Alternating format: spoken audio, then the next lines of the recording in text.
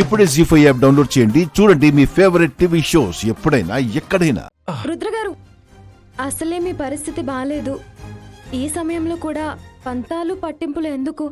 కావాలంటే మీకు నయమయ్యాక మళ్ళీ గొడవ పెట్టుకోండి, మళ్ళీ పంతానికి పోండి, మళ్ళీ నన్ను చీకొట్టండి, చీదరించుకోండి. అంతేకాని ఇప్పుడు మాత్రం సాయం చేయొద్దు, దగ్గరికి రావద్దు అని మాత్రం అనకండి. ఈశ్వరి, వద్దని చెప్పానా? ఒక్కసారి వద్దని చెప్పాక వినాలి.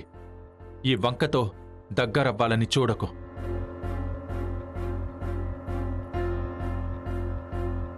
నాకు సేవ చేస్తున్నట్టు నటిస్తూ మన ఇద్దరి మధ్య ఏర్పడిన దూరాన్ని పూడ్చాలని ప్రయత్నించుకో.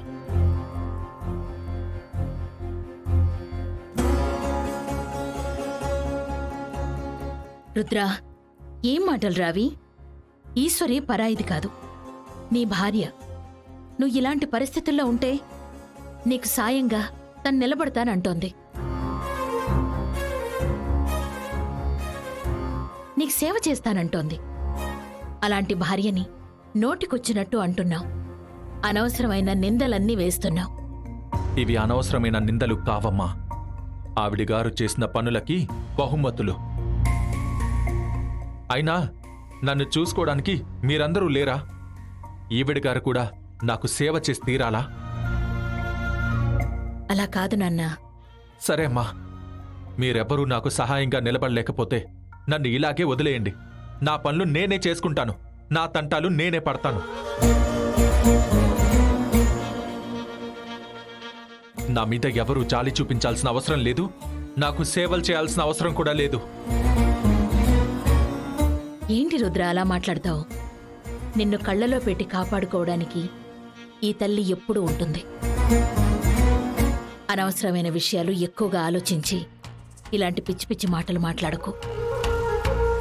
యశోదాదేవి గారు, రుద్రగారిని 24 గంటలు ఎట్టి పరిస్థితుల్లోనూ బెడ్ మీద నుంచి లేవకుండా చూసుకోండి. కాదని మొండిగా నడవాలని చూస్తే ఒక్కరోజు బెడ్ రెస్ట్ 100 రోజులు అవుతుంది. తర్వాత మీ ఇష్టం. మేమున్నాం కదా డాక్టర్, మేము చూసుకుంటాంలేండి. నేను వెళ్ళొస్తానండి.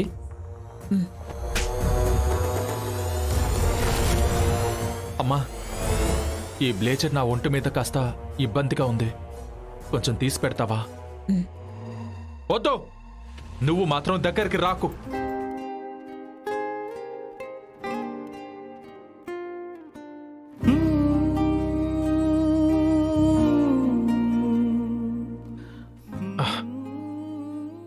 రానన్న, మెల్లగా, జాగ్రత్త. రుద్రగారు,